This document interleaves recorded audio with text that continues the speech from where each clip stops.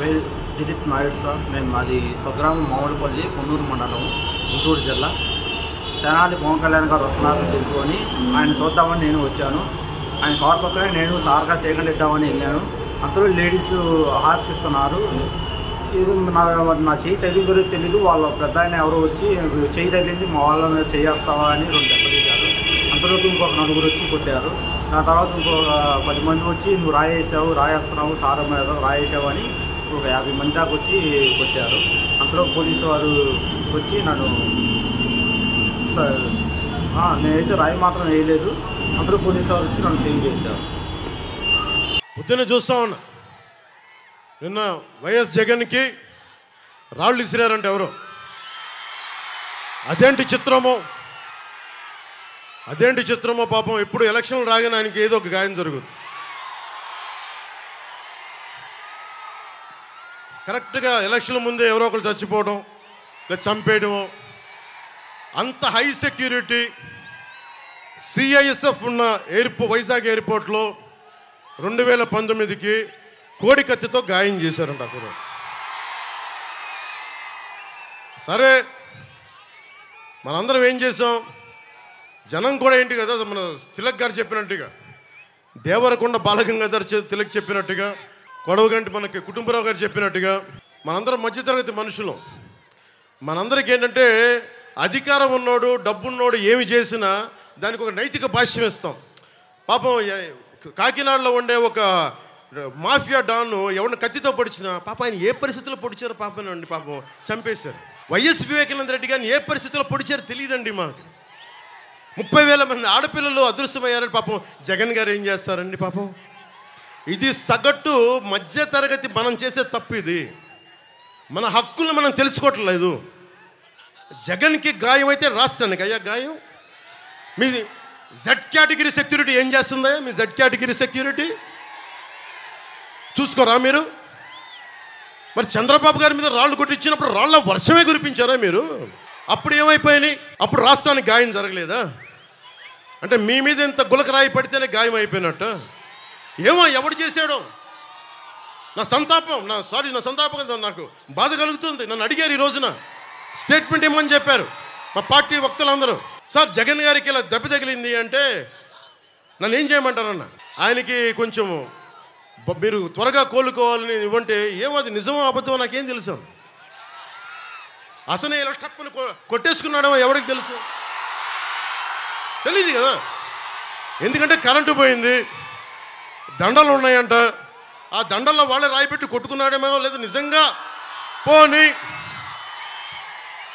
ఒకసారి నాన్నా పులి కథలాగా ఒకసారి చెప్తే బాగుంటుంది.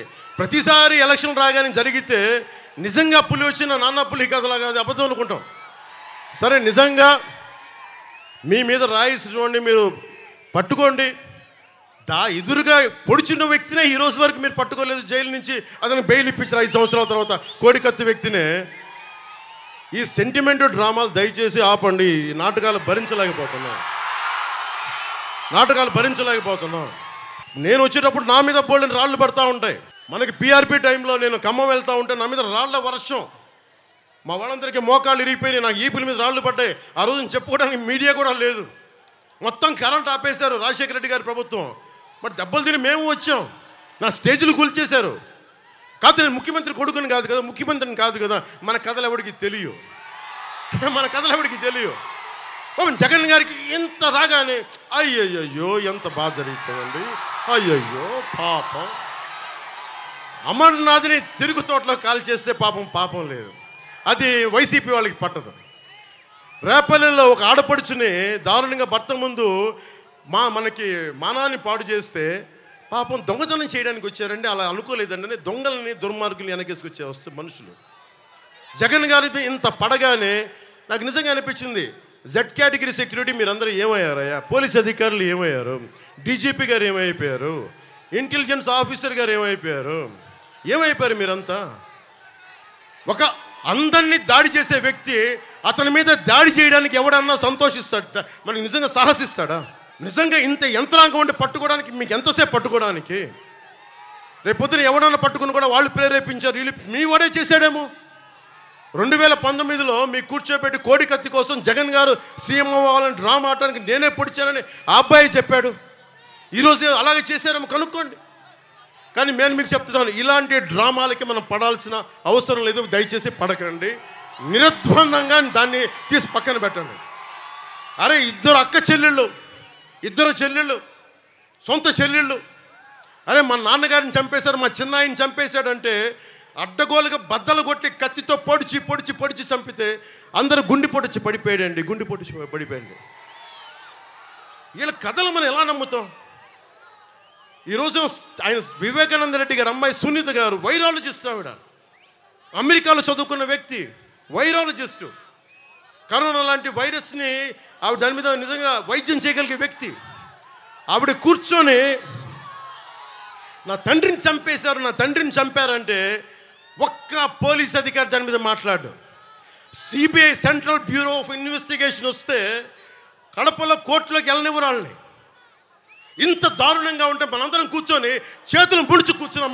మనకు పౌరుషం చచ్చిపోయింది. ఎందుకు నేను వ్యతిరేక ఓటును చీలద్దు ఎందుకంటానంటే ప్రజాస్వామ్యాన్ని కూని చేసేవాడు ఒకడు కూర్చొని మనందరినీ పొడుస్తా చంపుతా దోపిడీ చేస్తా ఉంటే ఎంతకాలం భరిస్తాం? ఎంతకాలం?